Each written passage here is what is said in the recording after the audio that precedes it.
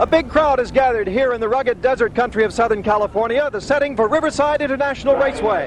And by California standards, we have an almost perfect day for racing. Sunny and dry, temperatures in the low to mid 80s. Starting grid, Al Holbert starts on the pole. Pete Halsmer next to him. Row 2, John Paul Jr. in that quick March Buick, and David Hobbs in another Porsche. Row 3, the Jaguar of Tullius, Jim Busby in our camera machine. Lots of expensive machinery set to go. The pace car is pulling off. The field is getting a little ragged, but we are getting a start. They're accelerating, and there's the green. The race is underway. Moving down to turn 1. Al Holbert in the lead right at the moment. And John Paul grabs the lead. In the S's, John Paul moves into first place with Al Holbert right behind him. The field stringing out. Everybody seems to be getting through in proper fashion. Moving through the S's toward turn 6 now. John Paul in front in that 850 horsepower March Buick. Then Holbert, then Pete Halsmer. Field moving through okay, one by one. Now heading down toward turn 7. John Paul Jr. in the lead. If John Paul Jr. has spun, John Paul Jr. has spun out of the lead. The car does not look damaged. So now Al Holbert reappropriates the lead. Mike Brockman, what about that spin? Well, it's definitely out of character for John Paul Jr. He's in a bad position right now, but it looked like he has a motor running. He'll have to wait for a break in traffic. Another move out of character was David Hobbs' start. David lost about 9 places, so let's keep an eye on him, see if he has car trouble or if he can get back in the hunt. Around turn 9 they come. Al Holbert, followed by Pete Halsmer, completing their very first lap. The rest of the field stringing out behind them. Look at the leader, Al Holbert, heading into turn 1, stretching out the lead over the second place man, Pete Halsmer. Now into the S's where he encounters some traffic. He has to be very careful getting through this traffic because there's a big speed differential among these cars. Passing by the polymotor machine, and there's a spin. Tim Kokonis is spun. Al Holbert takes to the sand. A couple of other cars do too. There's a big dust cloud, Mike. John, this could be a very dangerous situation. It's just like on the highway. If you drive into smoke or a fog bank, you can't see a thing. It could be potentially dangerous. Here's a second look at it. Tim Kokonis on the inside hangs a wheel over the edge, then begins the spin. Al Holbert gets off the gas onto the brakes, flames coming out from the turbo motor overrun. There's a look at Brian Redmond's Jaguar, and right beside him, Pete Halsmer in the Porsche, and look how that Porsche pulls ahead. 750 horsepower versus 650 in the Jag. A good battle for second place between Halsmer and Brian Redmond, the veteran English driver. We were mentioning classes.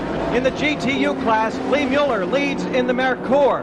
And we spoke with Lee a little bit earlier, and here is his explanation of the class. I'm driving a GTU car. These are cars, 3 liters, normally aspirated, 2-liter turbocharged. They have aerodynamic bodywork for racing, special tires and wheels, brake systems, and safety equipment that are meant for IMSA racing. Just because the GTU cars are smaller, that doesn't mean they're cheap. Lee was telling me it cost about $200,000 to build this car. It's the first of its type, and they are for sale in case you'd like to buy one. A look at Al Holbert enjoying his customary position in IMSA racing, that is to say, out front. Meanwhile, the battle for second place, Halsmer and Redmond. Redmond pushing hard. The veteran British driver giving Halsmer all he can take. And the leader is in for a pit stop. Al Holbert into the pits. The door is open.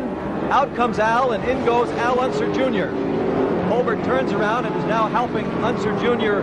secure himself with the straps. Meanwhile, the crew is hard at work. The car itself is performing well. The track is just in rough condition.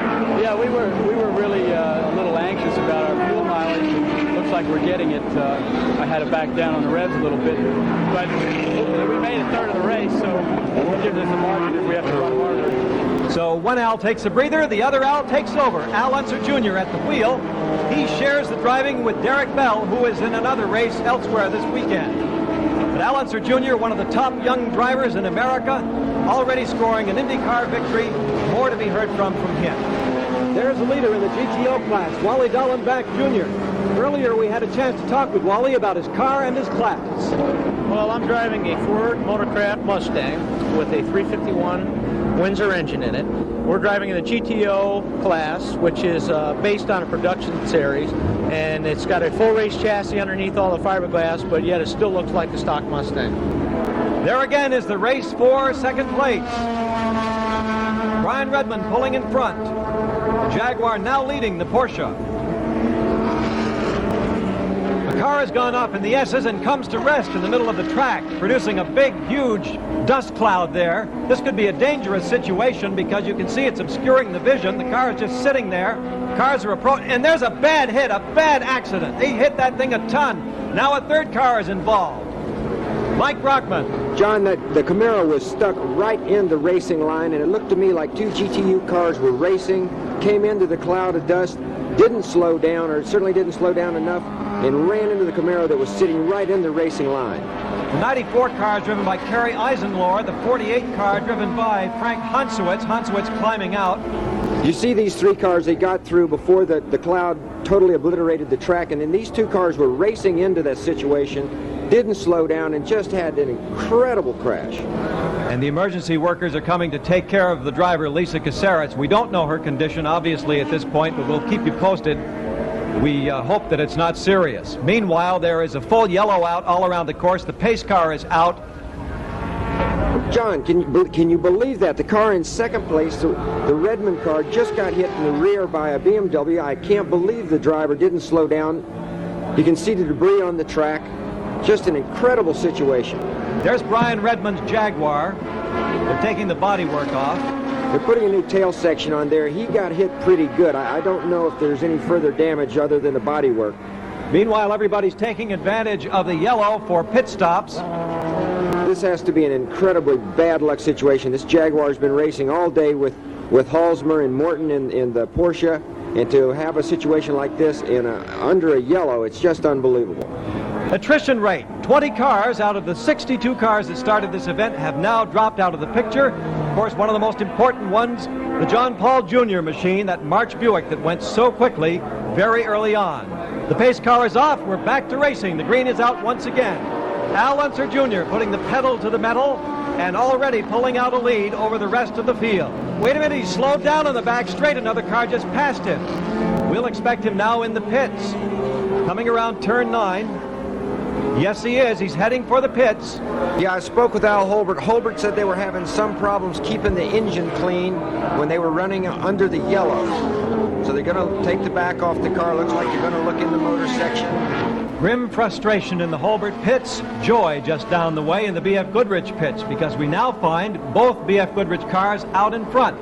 The Pete Halsmer John Morton machine is leading, and our camera car with Jim Busby and Rick Knoop aboard are in second place. Al, you were leading the race. You're sitting in first place. What happened?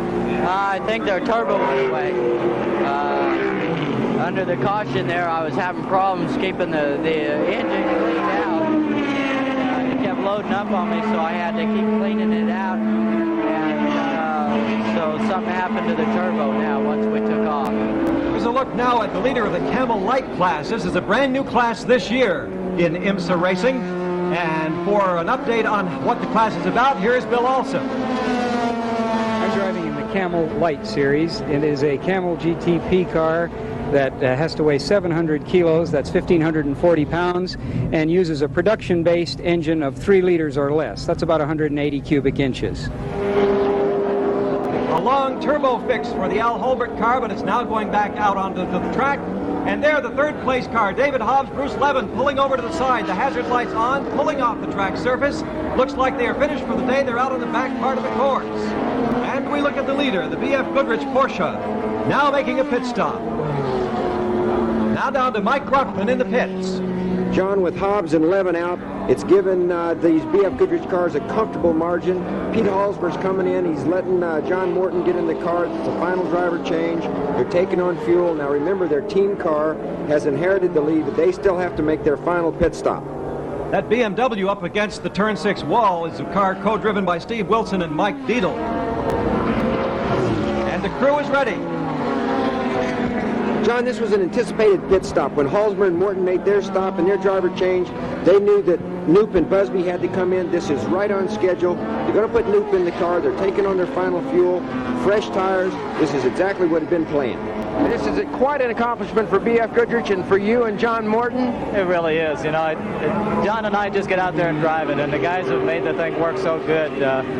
Phil and Jim Busby, the team manager, the operator. I'm looking Gary Pace with BF Goodrich. I can't say thanks enough to all these guys. You know, there's a lot of racing left, though, so we'll see what happens. It's working great so far.